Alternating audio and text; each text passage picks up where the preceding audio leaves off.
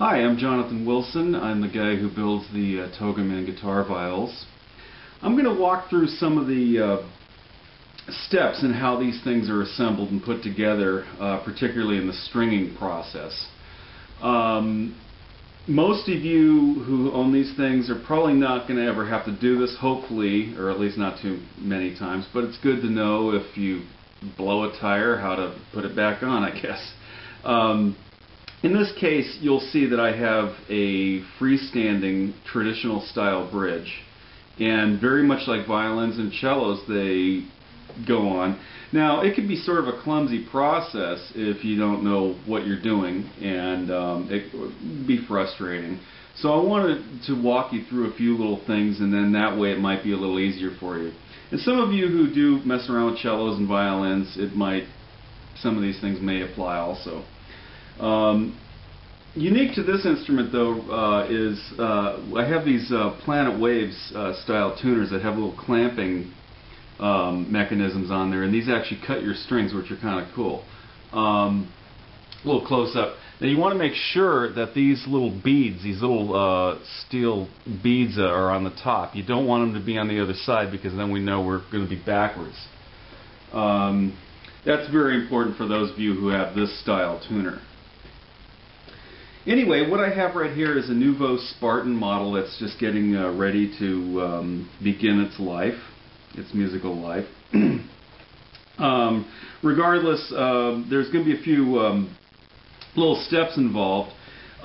Initially, I set these up with what I call a surrogate bridge, which means I put this on here. It's not made to sound good, but it has these little raisable and lowerable string platforms on screws, which allow for me to get the optimal, action set and all that kind of stuff, and then I carve a bridge.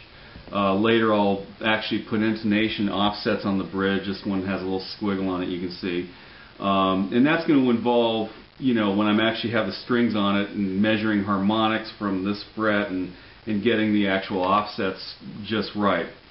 But I'm going to take you through just the basic string up process. Now, I don't have a bridge prepared yet. I have fresh strings I haven't cut yet, so we're just going to go from there.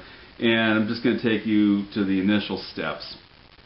Okay, first of all, I do have these strings ready loaded on this tailpiece.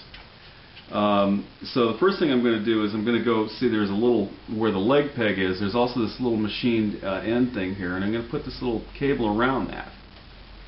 And I'm kind of holding the tension on the string so it doesn't fly off. That's kind of important because, that's one of those things. This is one of those things where you wish you had three hands, but if you follow a couple tricks, it might be a little easier. Okay, now what I'm going to do is I'm going to place the bridge sort of in what I call a ballpark position. This is not the bridge I'm going to wind up using. I still have to make it, but for now, we're going to put this in position. Now you can see this is going to tip over and slide around and want to do all kinds of things. What I've done is I've grabbed the middle two strings, which in this case are the D and the G.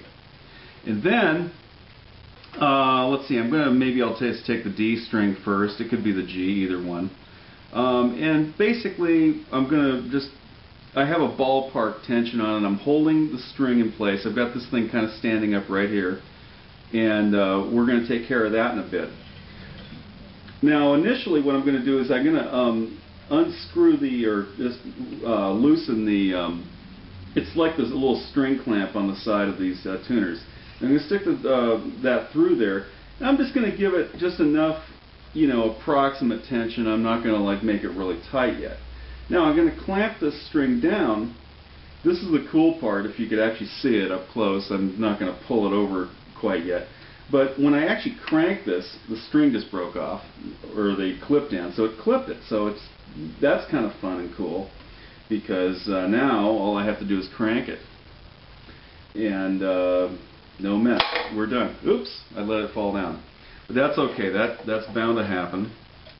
Now that we're at this point, though, I'm going to put this under this. I'm going to put the bass on the top of this black pickup element that's right here. You can probably see that. That's going to be important because that's one of the pickups. Now, what I have here, and this kind of just gets it in the ballpark, is I'm going to measure from the 12th fret 10.5 inches up to where the string passes over the bridge. This puts us in a ballpark position, and eventually we're going to move it according to the harmonic. If it's a little sharp, so I'd bring it back this way. If it's a little flat, we're going to bring it back. Now, what we would do is just continue along with the other strings. It's going to be the same process here. I'm going to undo this little side thingy here. It's the locking pin wheel. And just so you can get a closer look at it, hopefully I don't drop anything. Right in here you can see there's a little wheel that... So we're going to lock that string down. Fairly firm, but not to the point where you're stripping it. And then I'm going to crank the string tighter, and it just clipped off the string. So now I have a nice, neat stringing job so far. See that? It's pretty cool. Just nice and clean. So what we'll do is we would continue with the rest of the strings. Just make sure the bridge is kind of standing up straight. And in this case, I'm going to put there's the B string. I have to loosen that little wheel there. That's like a knurled knob that's on the side. And 8-ball corner pocket. There we go. Okay. So I want to just pull it just enough to where I've got just a little slack on it, not too much. And then crank it one more time. And this is pretty cool. I don't know if you can see this. But when I crank it, that just clipped off. See? See that? So we're cranking this a little bit, and we're getting a little tension on it. Now I just put enough tension to not like tune the thing up completely, but just enough to get the strings in the right ballpark. In this case, I have a E string that's a little too low for prime time here, so that's when going over to the other surrogate bridge is going to be helpful, and I can kind of get all the action points and the intonation offsets. But for now, we're just going to get this kind of in position. So now I'm doing this high E string right now, and we're cranking this over, and have to make sure you have a shop dog running around.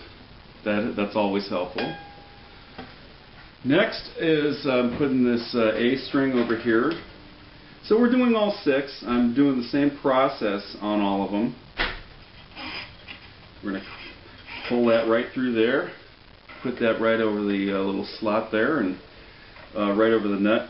The nut, in this case, by the way, is still being slotted. I just put like rough approximate slots on there, and hear that string snap? That's pretty cool.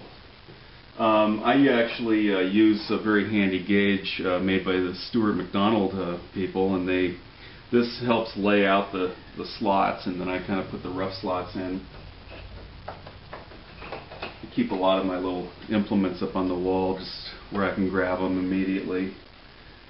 It's nice to be somewhat organized when you're doing this. Oftentimes, you look for something and you can't find it. Of course, if somebody cleaned up my mess too much, I would be thrown off a little bit too, because sometimes you just know your own mess.